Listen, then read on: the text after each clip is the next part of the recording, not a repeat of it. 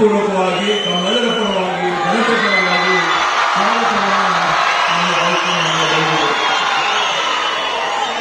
ಈ ಒಂದು ಸಮಾರಂಭದ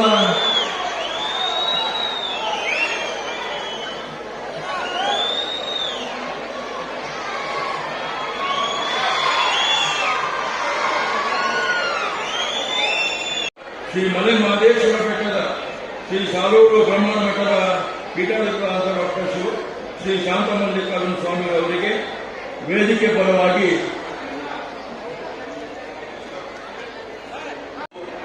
ಹಲವು ಚರಮೂರ್ತಿಗಳನ್ನು ನಾನು ಸ್ವಾಗತ ಸಮಿತಿ ಅಧ್ಯಕ್ಷನಾಗಿ ಸ್ವಾಗತಿಸುತ್ತೇನೆ.